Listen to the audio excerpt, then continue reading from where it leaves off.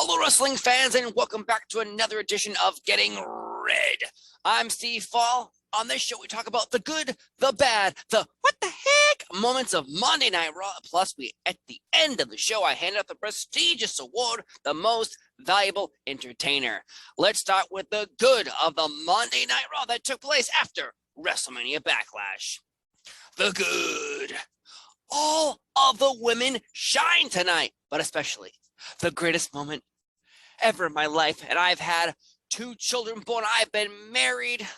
Well, I'm still married technically, but Alexa Bliss has returned. Oh, remember when she came back? She had all those vignettes with Lily, and Lily was dead, and Lily came back.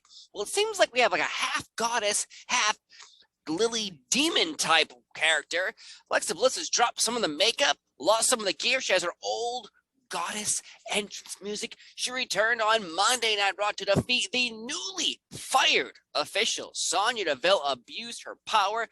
No longer is she going to be with Adam Pearce running the shows. And I'm a little upset, little upset, because it was nice to see a man and a woman in power pretty much delivering the bad news or good news to wrestlers.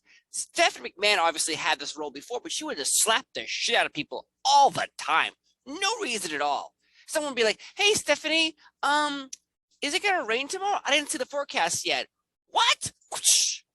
"Hey, Stephanie, we having steak or chicken at your wedding?" She just would slap you for no reason. Why? Sonya Deville, she eventually slapped Carmella and Zelina Vega, which led to this whole thing happening. But Alexa Bliss is back in our lives, and she jobbed out Sonya Deville, beat her in like 30 seconds. Let's get one of those Alexa Bliss shirts and say like, "I beat Sonya Deville in 30 seconds." By the way, it's my Brock Lesnar shirt I got in the t-shirt crate the WWE has. It's outstanding. But plus, on this night, we had Bianca Belair versus Asuka as the main event of Raw. What? That's like a WrestleMania main event, a SummerSlam main event. I would have saved that for like Money in the Bank or SummerSlam. That's just me.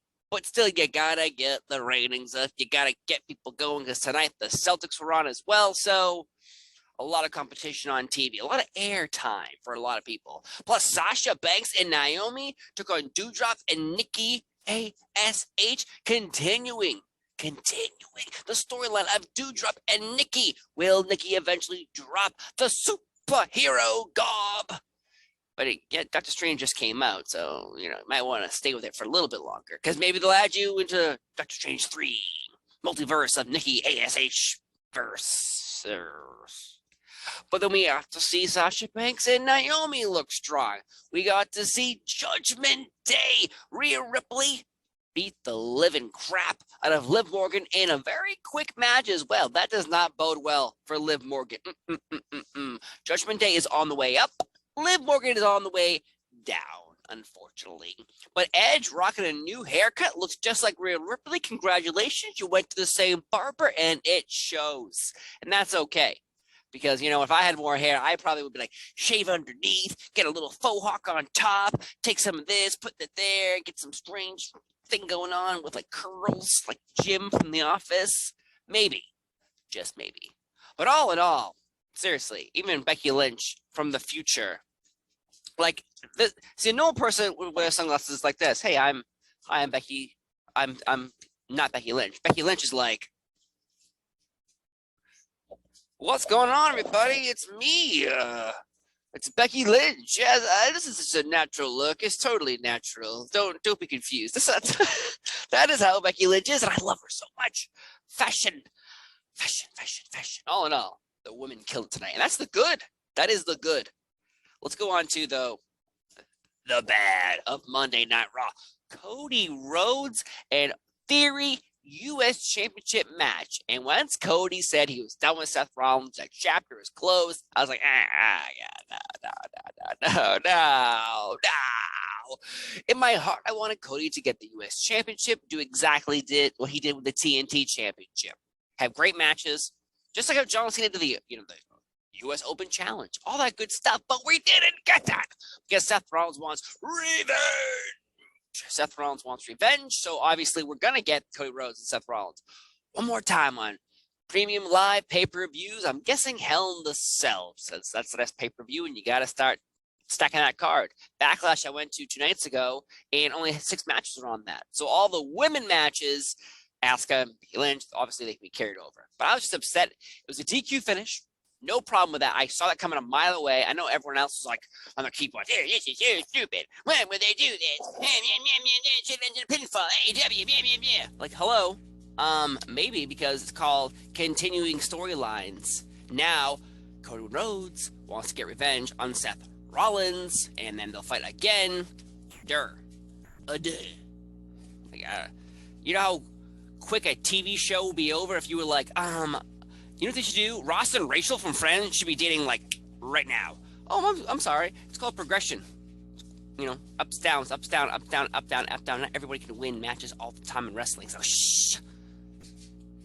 More of a Seinfeld guy myself, but I still love Friends.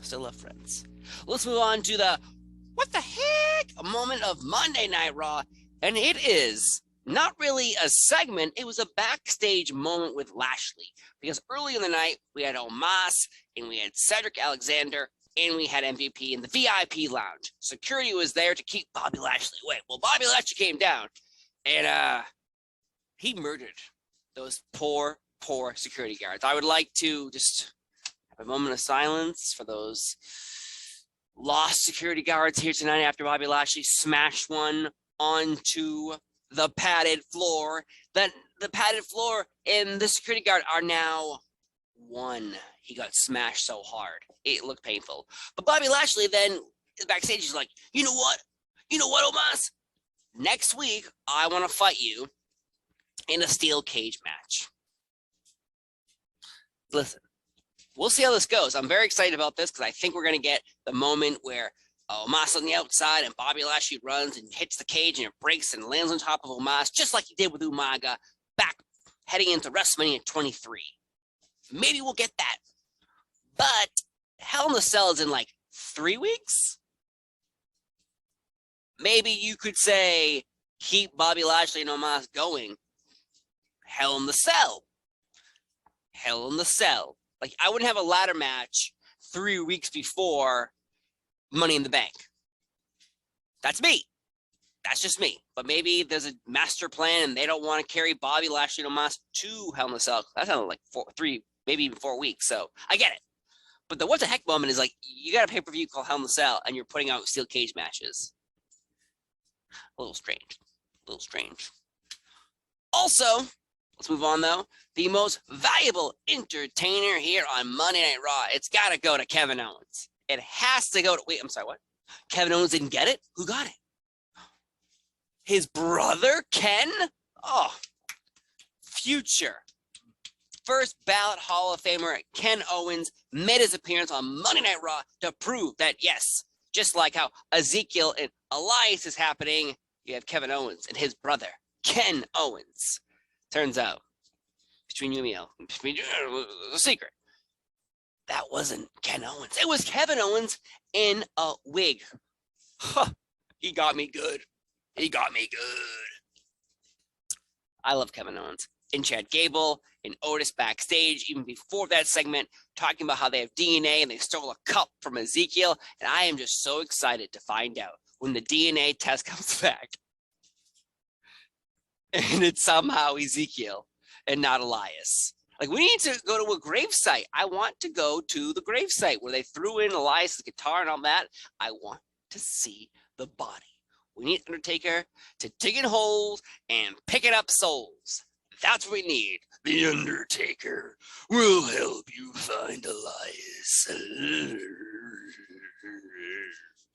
You rest in video games. Anyways, and there you go, folks. Monday Night Raw. Plus, we have the tag team titles on the line. RKO, bro, defeated the Street Profits, who are the biggest heels in the business. They killed Captain Planet with their goddamn red Solo cups. I'll drink you up, red Solo cups.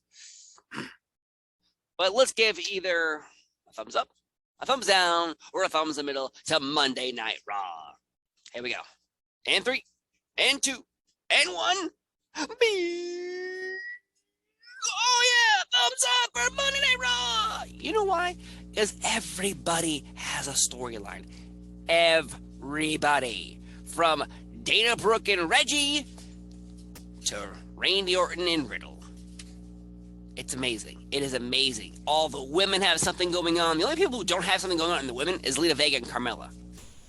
And they can come back and have rivalry. Like, seriously, everyone, everybody, every tag team, even Otis and Chad Gable, who are not like really like wrestling lately, but they're involved with the Kevin Owens and Ezekiel storyline. Everybody's got something going on. So I got to give Raw a thumbs up. It was awesome. So there you go, folks. And definitely I give a thumbs up to WrestleMania Backlash. I was there live. Cody Rhodes and Seth Rollins stole the show, but the Bloodline and Drew McIntyre and RK Bro was exciting, and it was not a bad match, except for Omos and Bobby Lashley. I went to the bathroom, so I missed it. But I was on TV a couple times, and that was a lot of fun. Had a good time, and I actually got, oh God, I stepped on the cord of my headset. I got this new chair right here, my WrestleMania Backlash chair. So I had a good time. Folks, thanks for watching. I'll see you next time for another episode of Getting Red. Bye.